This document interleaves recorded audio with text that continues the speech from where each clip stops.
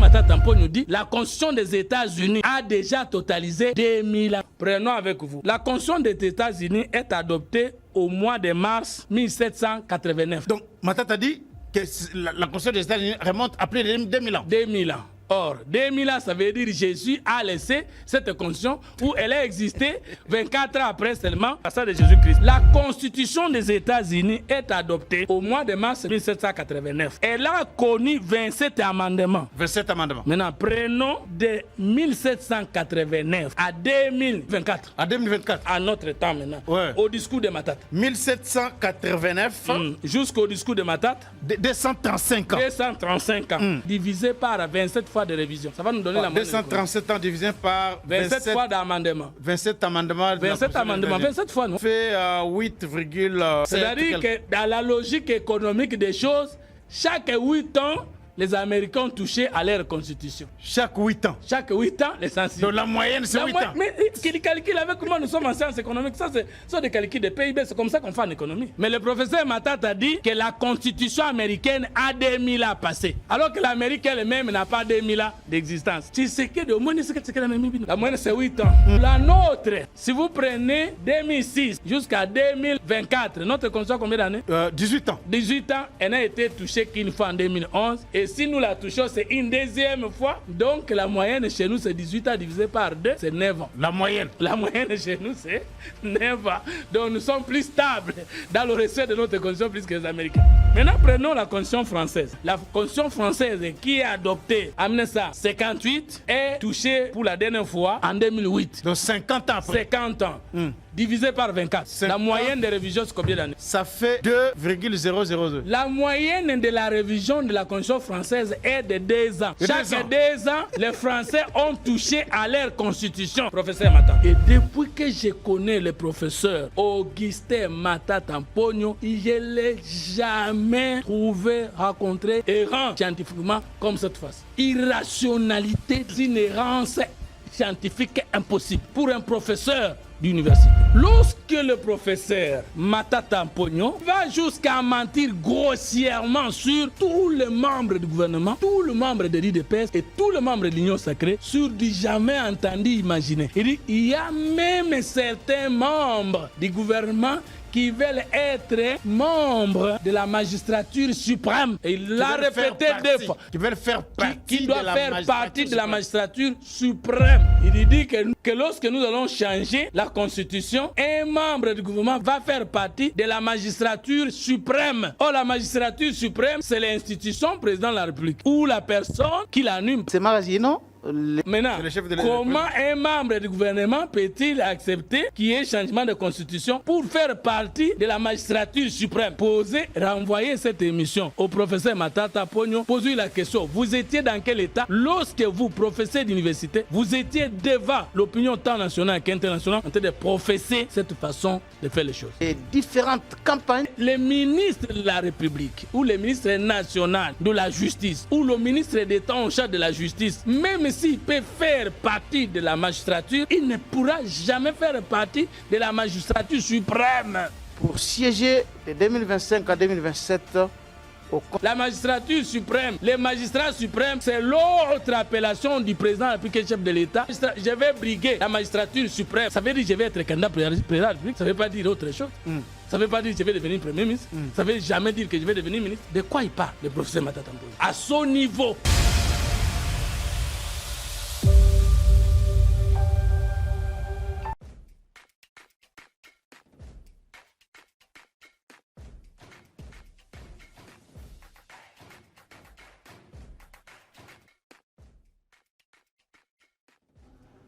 Merci beaucoup à vous tous qui allez suivre cette émission. Nous sommes là aujourd'hui pour les débats congolais. Nous allons échanger avec notre invité autour d'un certain nombre de matières. Les débats sur la révision ou les changements de la Constitution continuent à défrayer la chronique dans notre pays.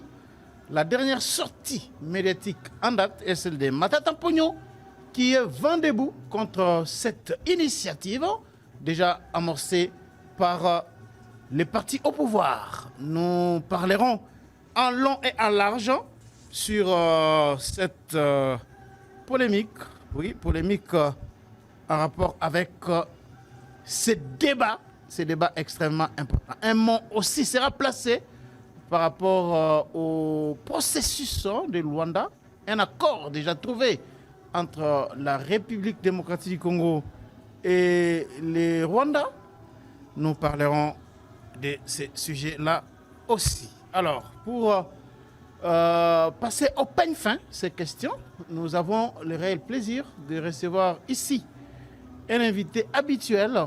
Il s'agit bien d'un politologue, chercheur en sciences politiques, doctorant en sciences politiques, doctorant à l'université de Kinshasa, bien entendu, géniteur de la troisième voie, courant de pensée. Il est aussi président de l'Idéal Patriote, un parti politique de la troisième voie qui se retrouve aussi dans l'Union sacrée. Vous avez bien deviné là, il s'agit du coordonnateur national des communicateurs pour la République, M. Fumontoto. Monsieur Fumontoto, bienvenue. Merci à vous et à tous ceux-là qui auront l'occasion de nous suivre. Et surtout, n'oubliez pas, merci à ceux qui ne m'aiment pas. Ah bon? Ouais. Ceux qui ne vous aiment pas? Oui, ceux qui m'insultent, ceux qui me critiquent, ceux qui me qualifient de tous les noms d'oiseaux, ils me font énormément plaisir. Vous avez découvert ces derniers temps qu'il y a beaucoup de gens qui vous détestent, hein, qui veulent même votre mort. Parce que vous défendez l'indéfendable. J'ai lu des messages comme ça sur X, hein, sur Twitter, Facebook. Il y a des gens qui en veulent même à votre vie. Je vais vous dire la vérité, que Dieu n'a jamais élevé un homme sans élever autour de lui ses fervents ennemis. Ah bon? Une personne dans l'histoire ne peut nous dire qu'il a été élevé par le Seigneur et qu'autour de lui, il n'y avait pas d'ennemis, que même le Seigneur lui-même a suscité contre lui. Je vous donne le cas de Moïse. Le Seigneur dit à Moïse, va, tu vas libérer. Exode chapitre 7, verset 1er. Dieu dit à Moïse, vois, je te fais Dieu pour Pharaon, et Aaron, ton frère, sera ton prophète.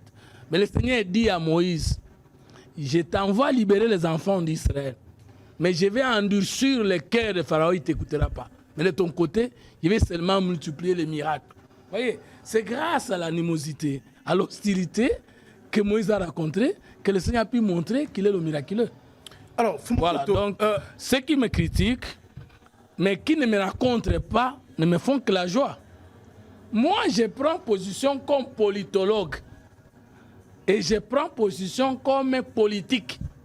Comme politologue, je fais avancer la doctrine et comme politique, je tire l'intérêt de mon positionnement derrière ma doctrine des Sciences Po. Est-ce que Fumontoto, aujourd'hui, à la lire où vous voyez l'actualité politique, la tension au sein de l'opinion, avec tout ce qu'on a comme histoire aujourd'hui, Moïse Katumbi, vous avez des déclarations de gauche à droite, même des chefs coutumiers au Katanga, j'ai vu des déclarations au Nord Kivu, dans la province orientale, ici à Kinshasa, des gens qui s'élèvent pour s'en prendre ouvertement au régime de Tshisekedi qui, aujourd'hui, cherche à forcer Moïse Katumbi à aller en exil, même si Moïse Katumbi est en Belgique, il n'est pas encore rentré au pays.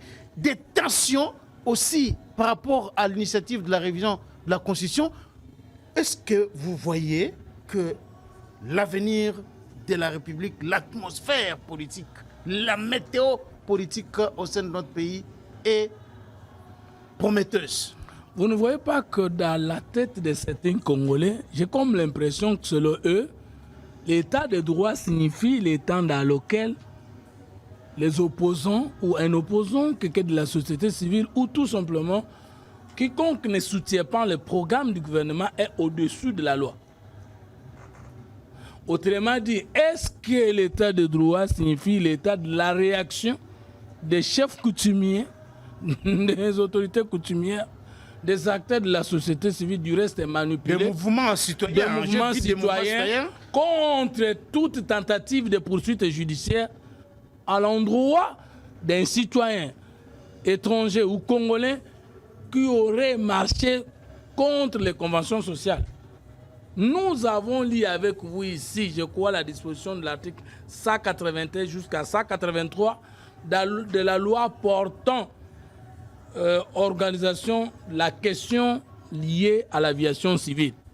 Et nous avons avec vous lu la disposition qui dit quiconque aura construit, réhabilité ou exploité un aérodrome, là c'est aérodrome, on n'a même pas d'aéroport, sans l'autorisation préalable de l'autorité de tutelle, est passible à une condamnation de 5 à 10 ans de servitude pénale avec des amendes bien définies. Je voudrais comprendre que Moïse Katumbi, si les faits sont établis, et parce qu'ils soient établis, Moïse Katumbi est un citoyen extraordinaire au-dessus de la loi.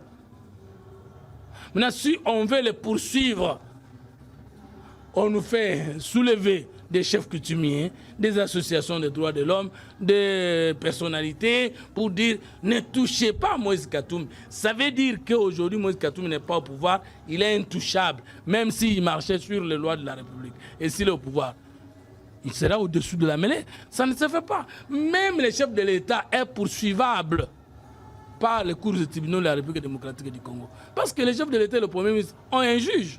C'est le juge de la Cour constitutionnelle. Et donc, si le chef de l'État, lui, qui est le plus grand d'entre nous, devait être au-dessus de la loi, il n'aurait pas une juridiction qui le juge. Donc, vous pensez qu'au pays, tout va bien, l'avenir est prometteur, avec toutes ces tensions ici? C'est ça ma question, la météo politique.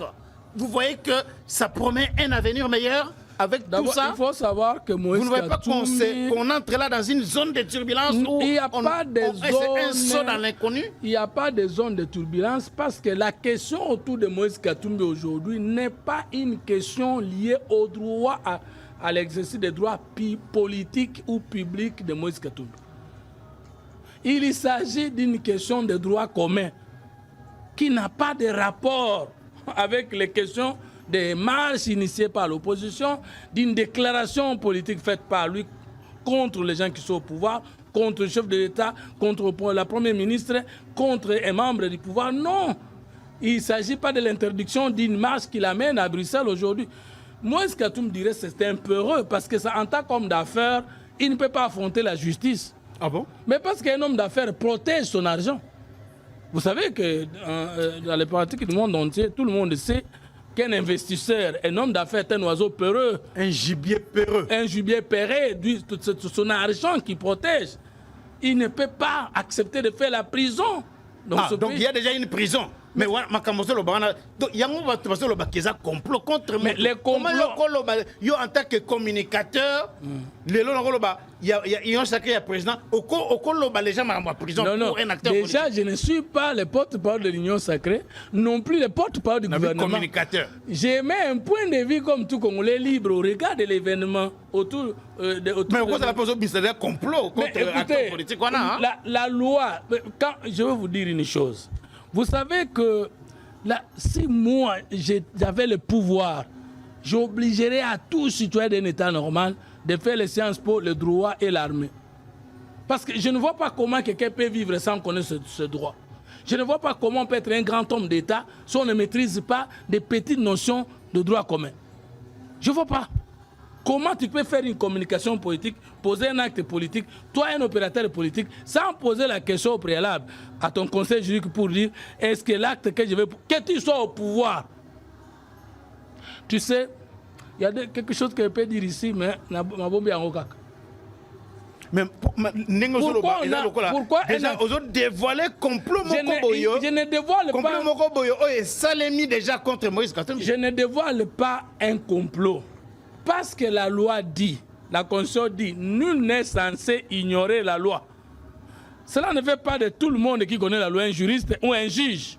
À partir du moment où j'ai lu et fait lire une disposition de la loi, d'une loi qui dispose que quiconque aura créé, exploité ou réhabilité un aérodrome sans l'autorisation du pouvoir public, si je peux comprendre comme ça, cette personne-là doit être arrêtée et faire la prison. Il doit faire la prison. D'ailleurs, il y a un mot qui m'a dit. Je vous assure que si Moïse Katumbi n'est pas encore rassuré de sa suite et du plan de droit par rapport à ces procès qui arrivent, selon moi. Mais parce qu'aujourd'hui, si Moïse Katumbi n'est pas poursuivi, en ce moment, le domaine public n'existera plus. Donc, vous assure que Moïse Katumbi a besoin d'emboîter. Mais non, je vous dis que c'est un peu heureux. La fois passée avec Kabila, il avait fui de cette manière-là. Il avait obtenu l'autorisation de sortir pour les soins de santé. Arrivé là-bas, il a commencé à faire l'éducation politique. Il a eu peur de la prison. Il n'est plus revenu. Et c'est grâce à Félix Tshisekedi, chef de l'État président de la République, qu'il est revenu au pays. Alors, donc, je crois que la question des poursuites judiciaires ou non, je dis bien des poursuites judiciaires ou non, parce que Moïse Katumbi n'est pas comme un petit monsieur, n'est pas comme un gamin dans ce pays. C'est peut-être pour des réseaux de positionnement politique, des événements politiques, du paysage politique, on peut taire les dossiers. Mais je ne sais pas qui va taire ce dossier-là. Parce qu'on ne reconnaît pas au chef de l'État le pouvoir de donner des injections à la procédure judiciaire. Maintenant, est-ce que le magistrat lui-même a le droit de dire cette infraction publique-là? Ça, c'est une clameur, je peux dire. Parce qu'il y a qu'à clamer public lorsque la commission de l'infraction est aussi au vu de tout le monde. Qui ne sait pas que personne... Je ne sais pas si vous savez que même votre propre parcelle concession achetée, pour commencer à construire, vous avez l'autorisation, le devoir de chercher l'autorisation de bâtir. D'accord. Alors comment vous pouvez recourir à un domaine de l'État, à l'espace terrestre de l'État, continuer à exploiter, continuer... Il y a l'un des communicateurs de Moïse Katumbi qui a dit il n'a pas réhabilité, il n'a pas créé, il n'a pas créé, il n'a pas réhabilité, il n'a pas exploité, il n'a pas créé, mais il a réhabilité. Est-ce que vous pouvez vous imaginer?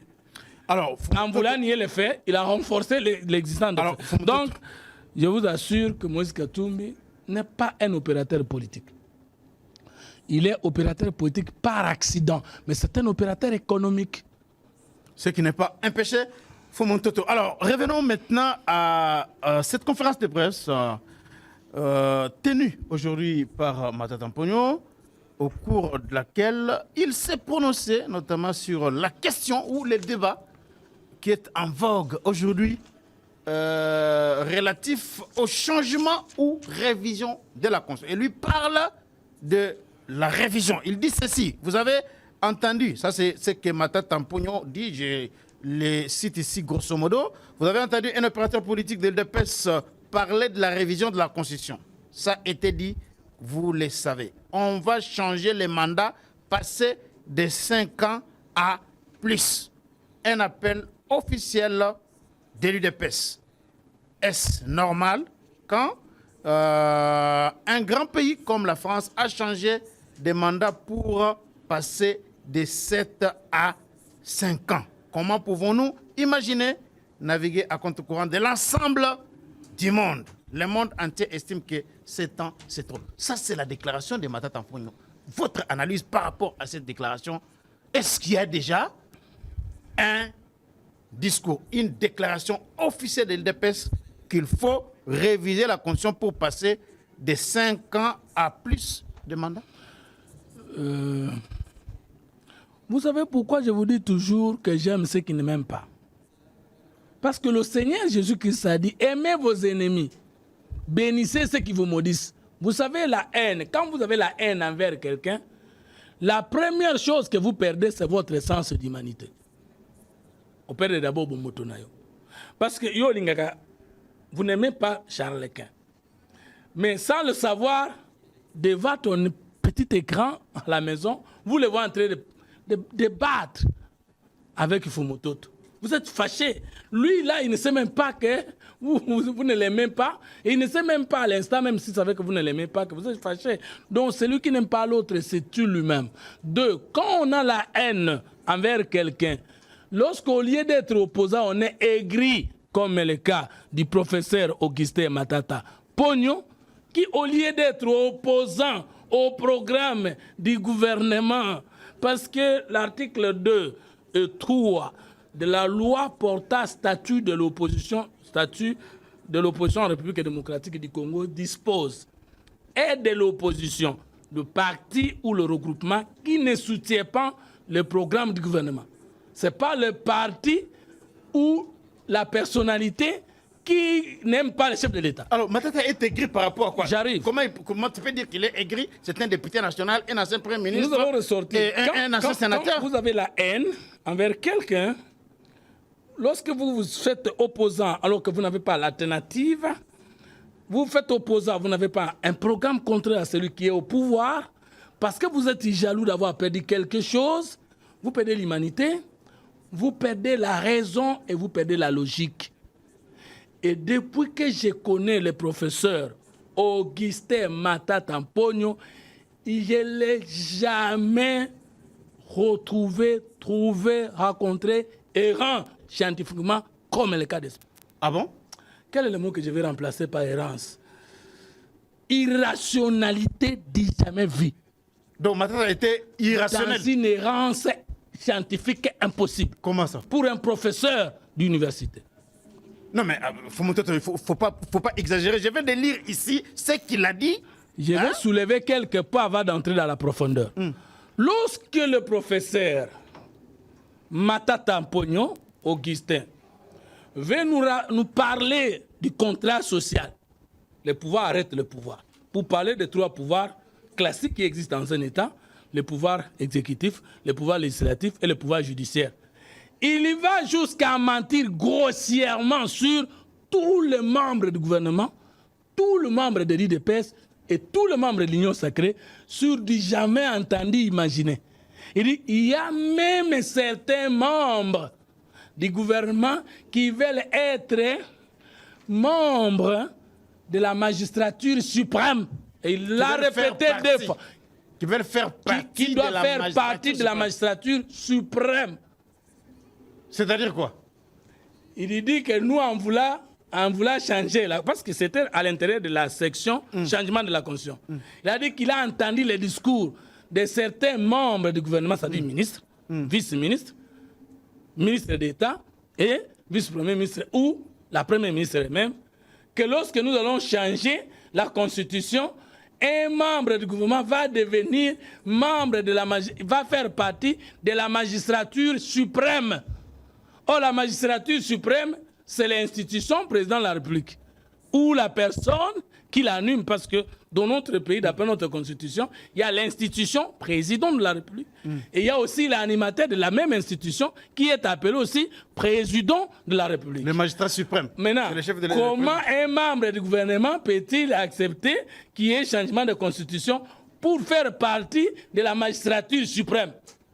Renvoyer cette émission au professeur Matata Mponyo, posez-lui la question. Vous étiez dans quel état lorsque vous, professeur d'université, vous étiez devant l'opinion tant nationale qu'internationale en train de professer cette façon de faire les choses? Attendez. Si peut-être il s'est basé sur la déclaration du ministre Constant Mutamba qui avait dit que ce n'est pas normal que le président de la République ne puisse pas faire partie du Conseil supérieur de la magistrature. Ça, c'est Constant Mutamba qui l'avait dit. Merci beaucoup. Maintenant, vous m'aidez à rentrer dans la doctrine en sciences politiques pour débouter encore davantage scientifiquement le professeur Matata Mponyo. Prenez-nous l'article 68 de la Constitution, vous allez trouver que scientifiquement parlant, avant de parler de la séparation de pouvoir, il faut d'abord savoir qu'il y a la chaîne de pouvoir, que dans l'État, il n'y a qu'un seul pouvoir qui est éclaté en trois pouvoirs. Non, je vais lire la disposition là. Matata ici parle des membres du gouvernement qui veulent faire partie de la magistrature suprême. Il n'a pas parlé du Conseil supérieur de la magistrature. Parce que le ministre Mutamba avait dit que le président peut faire partie du Conseil supérieur de la magistrature. Mais le président, pour contredire à fond le professeur Matata Mponyo, le chef de l'État n'est pas membre du gouvernement. Mais c'est pour cette raison que je vous évoque l'article 68. Ou bien les ministres alors, les ministres peuvent faire partie du Conseil supérieur de la magistrature. Non, mais les ministres de la République, ou les ministres nationaux de la justice, ou le ministre d'État en charge de la justice, même s'il peut faire partie de la magistrature, il ne pourra jamais faire partie de la magistrature suprême. Je sais pas si vous comprenez la nuance. La magistrature suprême, les magistrats suprêmes, c'est l'autre appellation du président de la République, chef de l'État de la République démocratique du Congo. Les magistrats suprêmes. Les magistrats, je vais briguer la magistrature suprême. Ça veut dire que je vais être candidat président de la République. Ça ne veut pas dire autre chose. Ça ne veut pas dire que je vais devenir Premier ministre. Ça ne veut jamais dire que je vais devenir ministre. De quoi il parle, le professeur Matata Mponyo? À son niveau, professeur d'université. En ce moment-là, je crois qu'on peut l'interpeller même au niveau de l'université pour lui dire, mais comment yo bandi nini? On peut l'interpeller au niveau de l'université. Mais pour dire, mais un scientifique, même si nous défendons les intérêts, protège la rationalité, la raison, la logique. Donc ici, il n'y a pas de rationalité dans ce qu'il dit. Irrationalité impossible, jamais rencontrée. La magistrature suprême... Un membre du gouvernement veut profiter du changement de la Constitution pour faire partie de la magistrature suprême. Ça ne peut pas se dire. Ça ne peut pas se dire. Mais comment se dire? Parce que, mais prenons-nous l'article 68. L'article 68. Vous avez parlé de l'article 68. 68 de la Constitution. Alors, cet article dit exactement ceci. Voilà, on est là. Je retrouve l'article. L'article 68 est là. L'article 68. Le président de la République nomme le Premier ministre au sein de la... J'ai dit 68. Moi, j'ai pris 78. Voilà, 68. 68, voilà, il est là. Prenons-nous d'abord les titres 3, parce que l'article est les titres 68. De l'organisation et de l'exercice du pouvoir. Article 68. Attendez, s'il vous plaît. Nous sommes dans la Constitution. C'est un document des politologues, des philosophes, des anthropologues et des sociologues. Ce n'est même pas un document des constitutionnalistes. Je continue à faire cette prétention. Ah bon? Oui, et je continue à provoquer quiconque ne croirait pas cet évangile de vérité pour me rejoindre finalement. Donc la Constitution, il y a des constitutionnalistes, des juristes constitutionnalistes, comme il y a des publicistes. Est un pacte républicain, est un document politique qu'un parti politique, qu'un regroupement politique, qu'une famille politique, qu'un auteur ou acteur politique propose à son peuple et l'accepte. Les constitutionnalistes viennent faire quoi ici? Toutes les constitutions du monde. Les experts de la Constitution, c'est ça? Non, les experts de la Constitution. Juristes. Il n'y a que deux personnes qui sont des experts de la Constitution. D'abord, scientifiquement par là, c'est le politologue. Et pratiquement par là, c'est l'acteur politique qui est le premier artisan de l'existence d'une Constitution. Donc l'acteur politique peut interpréter la Constitution plus que les juristes qui ont étudié les mécanismes d'interprétation, d'établissement d'une Constitution. Non, attendez, ce débat est très important. Avant qu'une loi soit une loi, comme par exemple maintenant, nous voulons changer la Constitution. La première ici, celle que nous avons, si elle peut être considérée, je dis si elle peut être considérée comme une loi, alors que la Constitution n'a jamais été une loi. C'est plutôt une de ces définitions qui dit que la Constitution est une loi fondamentale. C'est ça. Mais toute loi n'est pas une constitution. Ça signifie que ce n'est qu'une des définitions. Maintenant, acceptons que la Constitution déjà élaborée. Le terme clair en sciences politiques, c'est la Constitution déjà battue est une loi. Mais avant d'être bâtie, les dispositions qui deviennent une loi demain sont dans la société où?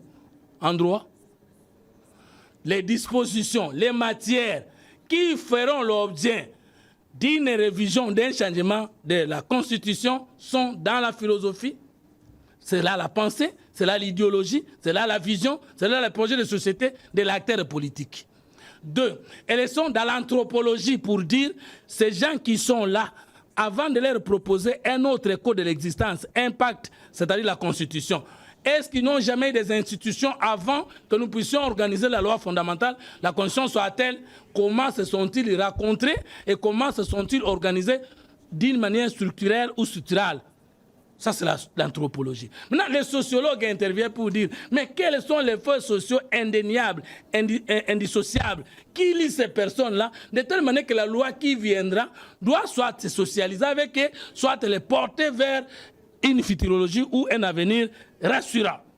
C'est les sociologues qui viennent. Après, Maintenant, le philosophe, il est déjà passé, j'ai dit. L'anthropologue, il est déjà passé. Les politologues arrivent. Oui, nous voulons changer la constitution. Qui est au pouvoir?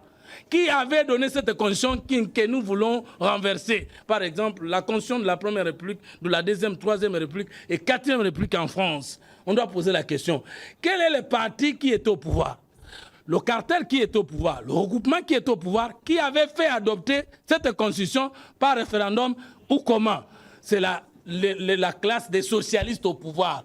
Mais nous, les libéraux, ne sommes pas des socialistes. Comment allons-nous accepter que la constitution des socialistes puisse continuer à résister? Maintenant, à ce moment-là, on étudie la pensée politique de l'homme politique qui vient, l'idéologie politique de l'homme politique qui vient, sa visée politique et sa force politique. Et en ce moment, les Sciences Po étudient, le pouvoir global, qui n'est pas le droit. Le droit est une faculté qui étudie la section de l'État et c'est la section normative. En ce moment, avant que la constitution ne soit une constitution, elle n'est pas encore normative, il n'y a pas encore la loi, il n'y a pas encore la légalité. Il y a quoi? Il y a la sociologie, il y a la philosophie, il y a l'histoire, il y a l'anthropologie, il y a la philosophie et il y a l'acteur politique qui veut donner un sens à cette société sur base de sa vision, son projet de société et son programme de gouvernance tel que défini dans les statuts de son parti politique. C'est ça le fondement de la Constitution. Toutes les constitutions du monde entier ont un fondement politique. C'est-à-dire que ce sont les acteurs politiques. Donc la Constitution n'a rien à voir avec les constitutionnalistes, selon ce que vous êtes en train de dire ici. Les constitutionnalistes veulent faire quoi? On veut changer la Constitution, c'est la décision politique. On veut la maintenir, c'est la décision politique. On veut seulement la réformer, ça la toucher dans le fond, c'est une décision politique. C'est une visée politique, c'est une détermination politique. Et pour tous les pouvoirs, je voudrais que les gens découvrent. Vous savez, dans cette constitution, on a institué des choses. Mais la rédaction d'une constitution doit répondre à certaines règles. Est-ce que ce sont les sociologues? Est-ce que ce sont les anthropologues? Est-ce que ce sont les politologues qui savent comment mettre en musique toute cette là, vous me donnez totalement raison. Nous, on termine à fixer notre société, à définir notre société, à percevoir notre société avec la philosophie, avec l'anthropologie, avec la sociologie, avec l'économie. Ce n'est pas une donnée à négliger. L'économie publique, l'économie politique, c'est plus que même le droit. Parce que c'est parmi les fonctions essentielles de l'État. Maintenant, on termine à fixer ça. On t'appelle toi maintenant pour rédiger, tu deviens expert dans ce que tu rédiges. Oh. Je voudrais autrement dire ceci. Qui a écrit l'Épître aux Romains? Répondez-moi, vous êtes un homme de Dieu. L'Épître aux Romains, c'est le document, c'est le livre de qui? Bon, on parle de Paul, hein? Mais c'est Tertius qui a écrit, on peut prendre Romains chapitre 15. Oui. C'est Tertius l'écrivain. Mais la pensée de qui? On ne dira jamais les livres de Tertius, mais c'est Tertius l'écrivain. Mais l'auteur, c'est Paul de Tarse. Les livres aux Hébreux, c'est la même chose. Paul a parlé de la... Vous voulez dire que les juristes ne connaissent rien de l'État? Un juriste qui ne fait pas la politique. De la création de l'État? Un juriste qui n'est pas opérateur politique, il ne connaît rien de la Constitution. Ah bon? Mais je te dis. Mais quand on parle de dispositions verrouillées de la Constitution, ce sont des dispositions liées soit au pouvoir du peuple, soit au pouvoir du dirigeant politique. Ce sont des visées politiques. Ça ne concerne même pas directement les politologues. Les politologues seront concernés parce que lui, il étudie le pouvoir politique, l'acteur politique et la superstructure sociale qui est l'État. Maintenant, comment un juriste peut comprendre la conscience des politiciens plus que les politologues, plus que les philosophes, plus que l'anthropologue? Non, c'est faux. Et si nous voulons continuer à avoir des mauvaises constitutions, continuons à confier la question constitutionnelle aux juristes. Ah bon? Ce sont des étrangers. Non. J'ai cette prétention et moi, je vais arriver. Le Seigneur me fera grâce de devenir un professeur à l'université de Kinshasa.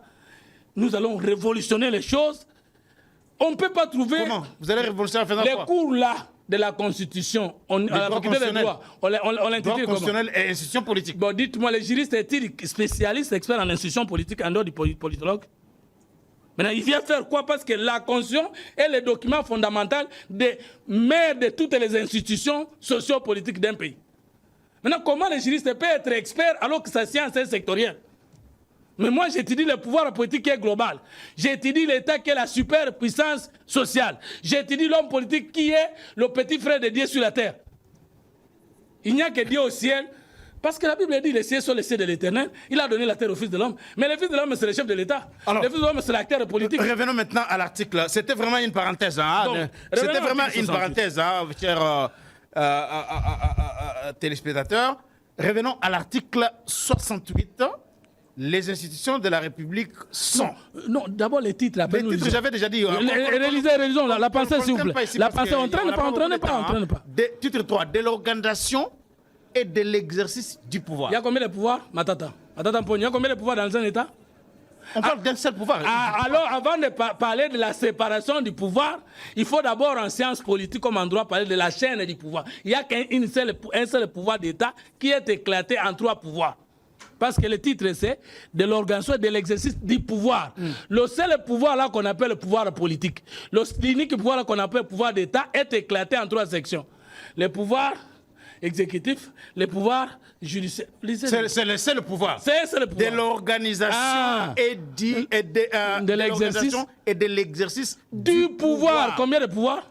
Maintenant, on ne sait même pas que dans un État, on ne trouve qu'un seul pouvoir. Oh, comment vous pouvez dire ça? Mais je te dis, c'est-à-dire que dans le sang de l'État, même si les chefs de l'État occupaient d'autres pouvoirs jusqu'à dominer d'autres institutions, si la gestion protège la société et que le développement du peuple est là, ce n'est pas un péché en sciences politiques. Parce que, oui, justement, je défie quiconque. En sciences politiques, c'est strictement dit ceci. Il n'y a pas de système politique type. Mais tout système politique a pour mission de trouver des réponses aux problèmes de sa société. Je ne sais pas si les gens connaissent ça. Ouais.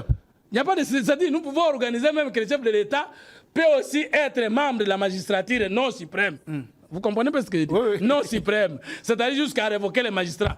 Si cela donne des réponses concrète, vérifiable, spirituelle, physique, vraiment. Ça n'est pas un problème. Apporte le développement du pays. Mais c'est ça, quand on dit en sciences politiques qu'il n'y a pas de système politique type, c'est-à-dire tout ce que vous inventez doit être en confrontant avec votre sociologie, votre anthropologie, votre écriture, votre histoire politique et votre philosophie politique. Mais la finalité, c'est l'intérêt général. La finalité, c'est l'intérêt communautaire. Mais ici, on veut nous dire qu'il y a des bons systèmes politiques, même si vous avez une bonne constitution. Si vous n'avez pas des hommes d'État volontaires et compétents, les choses ne vont pas changer. Alors, le problème n'est pas la constitution. Non. Le sont de changer, modifier la constitution. Revenons d'abord à l'article 68. Les institutions de la République sont 1. Le président de la République. 2. Le Parlement. 3. Les gouvernements. 4. Les cours et tribunaux. Vous comprenez qu'un seul pouvoir, on a dit de l'organisation de l'exercice du pouvoir. Un seul pouvoir est éclaté ici à 4 institutions. Mais on peut résumer à 2. Parce que pourquoi nous disons 4? Parce que le pouvoir exécutif en RDC est bicéphale. C'est-à-dire à l'intérieur, on trouve l'institution président de la République qui est exécutif, bien sûr, mais qui n'est pas gouvernement. Le gouvernement, c'est-à-dire un seul pouvoir éclaté en 2 sous-sections. Mais vous prenez le Parlement, vous prenez les cours et tribunaux, c'est l'ensemble là qui constitue ce qu'on appelle le pouvoir public.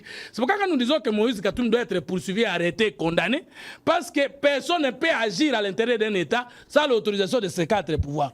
Alors, maintenant, dans tous les domaines de la vie. Revenons à ce que l'on disait par rapport à Matata.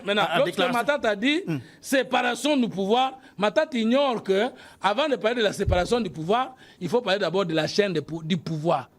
C'est-à-dire c'est le pouvoir éclaté en plusieurs pouvoirs. Voilà pourquoi l'article 69 fait du chef de l'État l'arbitre du bon fonctionnement de tous les pouvoirs et de toutes les institutions de la République. En ce moment, le chef de l'État n'est pas présent dans toutes les constitutions. Même dans la constitution qu'il veut défendre là, le chef de l'État est partout.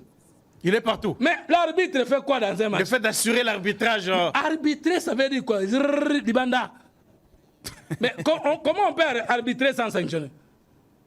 Donc, alors, mais dites-moi combien un arbitre peut être en train de réguler les équipes sans que lui n'ait le pouvoir de dire faute à 14 rouges, 14 verts ou bien continuer le jeu. Alors, donc ça veut dire que lorsque lui parle, lui dit que nous avons une bonne constitution, peut-être qu'il se réfère aussi à cela. Non, je vais démontrer là où lui ne comprend même pas que lui-même en disant que cette constitution n'a jamais été appliquée. Alors comment... Tous les articles n'ont pas été appliqués. N'ont jamais été acceptés. Mais comment lui est-il devenu Premier ministre si ce n'est pas l'article 78 qui a été appliqué?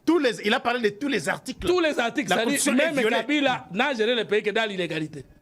Donc ça veut dire qu'il y a des articles qui ont été appliqués, d'autres pas.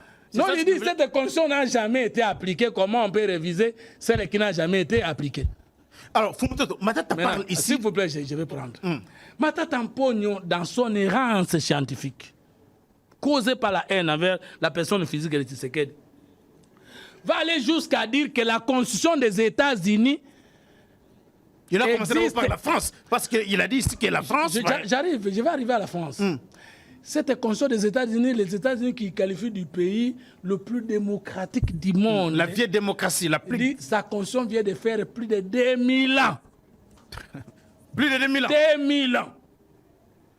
Le professeur Matata Tampo nous dit la Constitution des États-Unis a déjà totalisé 2000 ans sur la Terre. Alors que la datation que nous avons aujourd'hui, nous disons toujours 400 ans avant Jésus-Christ, 200 ans, ou de 400, ou 300 ans, ou 4, combien après Jésus-Christ.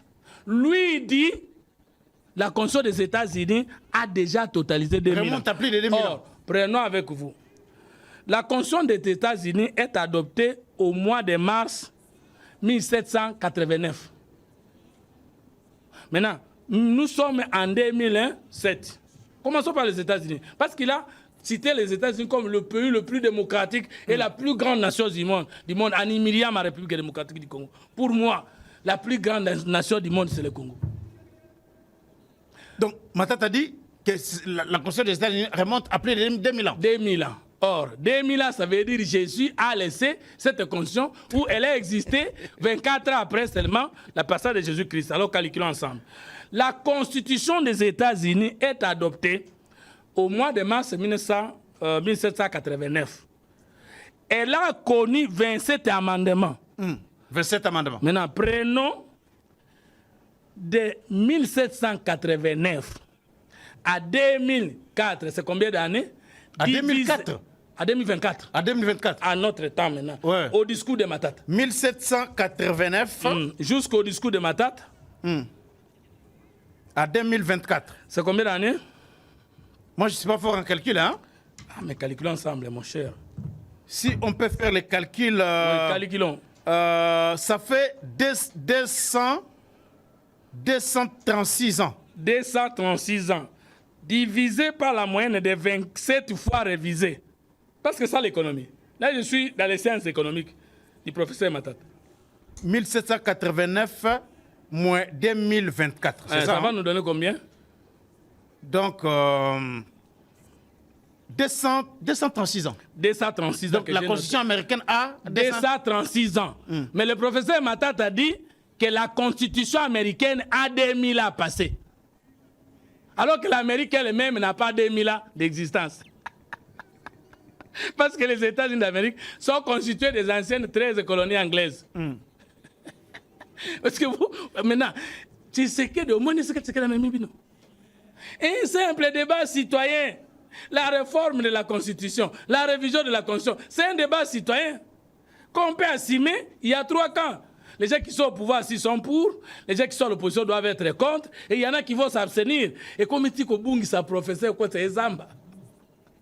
Tu sais que, quand le président Tshisekedi a dit que l'opposition est faible. Le calcul, moi je me suis trompé à 235 ans. 235 ans. 235 ans. 235 divisé ans. Par... Vous comprenez, le professeur Matata a dit combien? C'est 2000 ans. Ici, tu as vu combien? C'est 235 ans. 235 ans. Donc le professeur Matata a menti en ajoutant plus de 1700 ans. Maintenant, prenez 237 ans divisé par 27 fois de révision. Ça va nous donner la moyenne. 237 ans divisé par 27 fois d'amendement. 27 amendements. 27 amendements. 27 fois, non? Ça fait 8, c'est-à-dire que dans la logique économique des choses, chaque 8 ans, les Américains ont touché à leur constitution. Chaque 8 ans. Chaque 8 ans, les sensibles. Donc la moyenne, c'est 8 ans. Mais qu'ils calculent avec comment nous sommes en sciences économiques, ça, c'est des calculs de PIB, c'est comme ça qu'on fait en économie. Même dans les sondages, même dans les statistiques, c'est comme ça qu'on fait parce que nous, en sciences politiques, si vous n'êtes pas expert en finances publiques, en statistiques, ce sont des cours de haute pondération, c'est plus que les sciences po, la sociologie, l'anthropologie. Tout le monde. Donc, la moyenne? La moyenne, c'est 8 ans. Or, la nôtre, si vous prenez 2006 jusqu'à 2024, notre constitution, combien d'années? 18 ans. 18 ans, elle n'a été touchée qu'une fois en 2011. Et si nous la touchons, c'est une deuxième fois. Donc, la moyenne chez nous, c'est 18 ans divisé par 2, c'est 9 ans.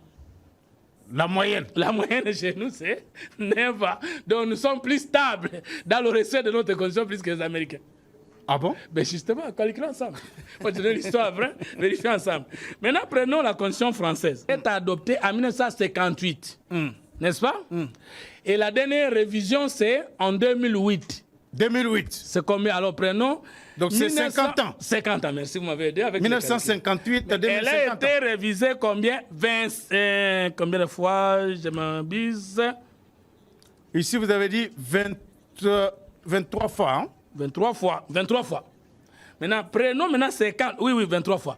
Prenons maintenant, sauf erreur de ma part, mais c'est ça. Maintenant, prenons 50 années divisées par 23 fois de révision. La moyenne française des révisions de leur constitution, ça va nous donner combien d'années? Non, ici dans le document, vous avez dit 24 fois. Donc la constitution française a été révisée 24 fois. Parce que la constitution américaine a été amendée 27 fois. La constitution française, c'est 239 ans. La constitution française qui est adoptée en 1958, pour une dernière fois, la 4e République, bien sûr, la constitution française de la 4e République, est touchée pour la dernière fois en 2008. Donc 50 ans après. 50 ans. Divisé par 24. 50, la moyenne des révisions, c'est combien d'années? 50 divisé... Moi, je ne suis pas fort en calcul. Hein, mais c'est ça. 50 divisé... 50 divisé par 24, c'est ça? Oui. Ça fait 2,002. La moyenne de la révision de la Constitution française est de 2 ans. Chaque 2 ans, les Français ont touché à leur constitution. Professeur Matata, vous savez, vous ne pouvez pas être un politologue si vous ne maîtrisez pas les mathématiques. Parce que nous avons les cours de mathématiques, nous avons les cours de statistiques, nous avons les cours de... Vous l'avez dit. Et donc, la vérité dans les chiffres, même en économie, c'est ça. Montrez-moi économiquement par là que les Américains sont plus fidèles à leur constitution que nous ne le sommes pas. Mathématiquement. Mathématiquement. Parce que la vérité dans les chiffres. Maintenant, je prends une donnée de taille. La France est un pays hyper développé. Les présidents français ne viennent pas refonder l'État, ni créer l'État. Hein? Les États-Unis de même prennent la même logique. Tous les présidents américains sont les présidents les plus faibles. Ah bon? Tous les présidents français, même parce qu'ils ne construisent pas une nouvelle route. Ils ne construisent pas une économie. Ils ne créent pas le PIB comme tel. Et ils ne font que des réformes. Ils peuvent même avoir les mandats de 2 ans. C'est pas beaucoup, mais il fait quoi? Le président Macron va faire quoi? Créer la nouvelle France? Où est-ce qu'il aura les nerfs de le faire? Ce sont des pays de développement millénaire, si je veux dire comme ça. Même si nous pouvons dater que leurs constitutions sont récentes. Mais leurs communautés politiques ont existé depuis longtemps. C'est ce que le professeur Matata ne comprend pas. Vous savez, il y a des choses que je ne peux pas dire. Si il y a un pays qui n'a pas connu une communauté culturelle avant, même si vous lui donnez 100 ans, le pays-là ne peut pas se développer politiquement. Maintenant, lorsqu'on nous compare... Donc c'est ces comparaisons ici... quand on dit... Pourquoi nous, en sciences politiques, on nous donne le cours des systèmes politiques comparés, le système administratif est comparé? Le but de ces 2 cours-là, c'est seulement pour ne pas vous permettre d'amener les histoires anachroniques dans votre pays. Ça veut dire de faire de mauvaises comparaisons sans tenir compte des questions sociologiques, historiques, anthropologiques. Non. D'ailleurs, chez nous, si nous voulons être logiques, nous pouvons avoir même un mandat de plus de 10 ans. Mais seulement, comment on va avoir le mandat de plus de 10 ans si la première année, on ne sait pas la capitaliser? Alors, Fumutoto, on nous fait signe que nous sommes en train de... Maintenant, Matata nous prête de mauvaises intentions. Changer la constitution, il donne l'exemple de la France. C'est en 2008 que les Français ont revu des choses. La dernière révision, hein, et c'était des choses. Réduire le nombre, la durée du mandat et fermer le nombre de mandats. À 2. Parce qu'avant, c'était 7 avec les autres présidents, mais plusieurs fois, c'est là que vous pouvez être élu par le peuple. Mais ils ont réduit à 5 et nombre et durée du mandat. Mais nous pouvons changer la constitution sans augmenter le nombre de mandats. C'est seulement de vérifier les mandats de 2 fois seulement. comme au Rwanda et dans d'autres pays. Qui lui a dit que si nous voulons changer la constitution, nous allons seulement revoir à la hausse la durée. Nous pouvons seulement changer le nombre sans toucher la durée. Maintenant, lui, où est-ce qu'il a trouvé cette réponse que nous voulons changer la constitution uniquement pour hausser la durée? Qui lui a dit ça? Parce que nous-mêmes qui sommes communicateurs... Il a parlé de l'UDPS, il a dit que c'est officiel. L'UDPS n'a jamais dit ça. Au moins qu'il puisse me dire qu'il est plus membre de l'UDPS que les gens de l'UDPS eux-mêmes. Augustin Kabouya n'a jamais dit ça. Il a seulement levé l'option que nous allons changer la constitution pour être en ordre. De la révision. Lui d'ailleurs, il n'a parlé que de la révision. Et maintenant, je vous ai donné l'article 218 qui dispose clairement d'initiative de la révision constitutionnelle appartient concurremment, au président de la République. Vous l'avez déjà dit, Fumutoto, mais il y a une question qui se pose sur l'opportunité de la révision de ce constitution. Beaucoup disent que des questions clivantes comme cela exigent quand même un consensus entre acteurs politiques, la société civile. On ne peut pas comme ça s'élever un seul parti politique vais quand même pour initier la révision de la Constitution. Je vais quand même dire un mot avant de passer. Non, on est à la fin de l'émission. Bien que on est vraiment à la fin de l'émission. Le lapsus appartient à tout le monde, mais le professeur Matata, à cause du fait qu'il n'était plus droit dans ses bottes, il a même dit dans quel pays êtes-nous?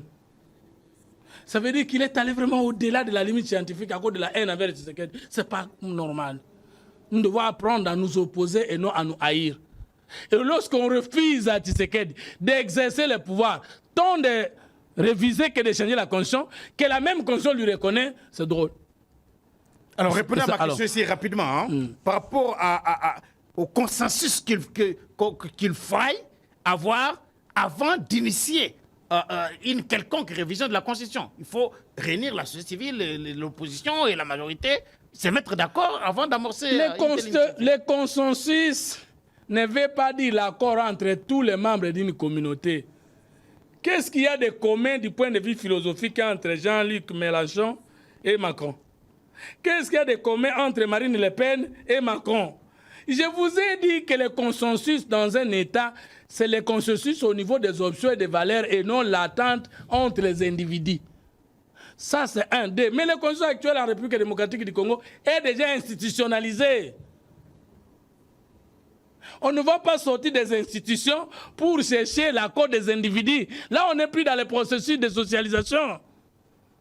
Les hommes se socialisent. D'abord, je vais vous dire la vérité. Le mot constitution en sciences politiques comme en philosophie vient du mot consensus.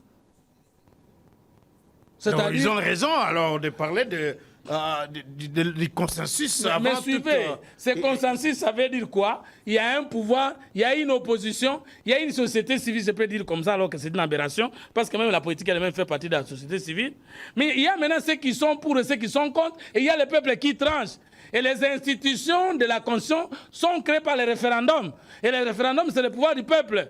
Donc on ne peut plus quitter le format institutionnel pour aller chercher les consensus entre la femme et l'homme dans leur chambre. Non, ça ne se fait pas comme ça. Même en France, ça ne s'est jamais fait comme ça. Il faut les référendums. Il faut aller consulter les souverains. Sauf si vous n'êtes pas encore une république, qu'il s'agit d'une constitution pacte, où vous ne reconnaissez pas le pouvoir en place. En ce moment, comme la constitution actuelle, à Saint-Site, vous allez, vous mettez d'accord. C'est même pas avec le peuple. C'est même pas avec tout le monde. Est-ce que tous les dirigeants du Saint-Site représentaient tous les Congolais qui étaient restés? C'était les conseils entre les gens. Mais ce n'était pas avec tous les Congolais. Lorsque cette constitution est passée par référendum, vous avez voté? Non. Les référendaires, là, vous les avez vus même dans votre maison? Non. On nous a seulement dit le référendum est sanctionné. C'était, je ne sais pas, 51%. Et c'est passé. Donc, la question des priorités. Mais la priorité d'un homme politique, c'est sa vision pour le changement de sa société. C'est ça sa priorité. C'est le projet de société, c'est la vision, c'est le programme. L'opportunité. Mais à partir du moment où le législateur dit ne peut toucher à cette constitution que le président de la République, le gouvernement, le Parlement et une pétition de 100 000 signatures. Mais c'est à cette personne-là d'apprécier l'opportunité, ce n'est pas à toi. Alors l'opportunité ici, c'est que nous avons deux pouvoirs. Et je viens de terminer par là. Quand on dit nous sommes du pouvoir, vous savez ce que ça veut dire? C'est moi qui pose la question. Alors. Non, le pouvoir veut dire la capacité de contraindre, de soumettre. S'il n'y a pas soumission, s'il n'y a pas contrainte, s'il n'y a pas domination, il n'y a pas le pouvoir. Et le contraire, c'est l'insurrection, la révolte, la révolution. Non, la révolution peut ne pas être, parce que même un pouvoir peut révolutionner les choses. Il y a la rébellion, il y a la révolte, il y a l'insubordination, il y a l'insoumission, et vous donnez. Maintenant, dans une maison, on a dit, dans cette maison ici, le pouvoir c'est chacun. L'homme est le chef de la femme. Et le contraire, c'est la femme qui doit se soumettre. Maintenant, vous ne voulez pas exercer le pouvoir que Dieu vous a reconnu. Est-ce que vous êtes normal? Nous sommes du pouvoir. Et que tous ceux qui ont changé ou donné des conditions au monde étaient du pouvoir. C'est à nous de faire endosser au peuple ce que nous voulons. Et il n'y a que le peuple qui peut se prononcer par oui ou par non. Mais alors, un opposant a le droit de dire non, mais son droit de dire non ne devient pas un pouvoir public. Merci beaucoup, Fumu Toto. Est-ce que vous m'avez compris? Donc, sauf si le chef de l'État disait, dans ma vision de société, dans ma volonté, dans mon projet, j'ai besoin de retoucher en termes de réformer et non de changer. Elle ne sera pas changée. Mais si le chef de l'État dit, moi je vais toucher de fond en comble, et donc la constitution sera changée, sauf si celui qui est plus grand chef de l'État, c'est le peuple. Alors, qui dira non. Alors, avec à cette fois-là, parce que... Il n'y aura pas de bain de ça, je vais vous assurer une chose. Quand vous prenez les commentaires qui sont au banc de notre émission avec vous, ceux qui sont pour la révision de la Constitution sont plus nombreux que ça ne représente pas toute l'opinion. Non, mais l'opinion, il ne faut pas confondre l'opinion populaire et l'opinion politique. Merci beaucoup. Les opposants, nous les encourageons à continuer à dire non. Et nous encourageons à continuer. Moi, je demande à l'Union sacrée et aux autres qui aiment que la Constitution change de m'assister aussi avec les possibilités de tenir beaucoup de conférences dans des universités, en province, tout ça, pour expliquer c'est quoi la Constitution, qui donne ou change une constitution, qui a qualité de réformer une constitution, de réviser une constitution, et nous, en le faisant avec Tshisekedi, nous ne péchons pas. Et comme aujourd'hui, on voit au sein de l'Union sacrée que tout le monde ne parle pas le même langage, hein, ça va se passer comment? Mais alors, à l'Union sacrée, tout le monde ne peut pas parler le même langage, le contraire m'aurait étonné. Il faut qu'il y ait des gens qui disent non à l'Union sacrée pour qu'on le connaisse ce qu'ils veulent. Mais nous sommes pour. Maintenant, ceux qui disent non, qui nous donnent leur contenu doctrinal. Merci beaucoup. Politique. Merci voilà beaucoup. Un peu le sens de notre Merci beaucoup, Fumu Toto. Merci d'avoir accepté notre invitation. Nous allons nous retrouver demain dans un autre numéro de votre magazine. Abonnez-vous massivement sur GCR Congo Télévision. Nous ne pouvons pas oublier de placer un mot. Sinon, un clin d'œil à l'un de nos fidèles téléspectateurs. Il s'agit bien du président de l'Assemblée provinciale de Lualaba, la province de Lualaba, Jean-Marie Kassé-Atchingambo, qui est en train d'abattre un très très bon travail dans cette province. Nous allons aussi en parler demain avec force détail. Restez branchés, abonnez-vous massivement sur GCR Congo Télévision et partagez dans vos groupes WhatsApp partout à travers le monde où vous trouvez cette émission.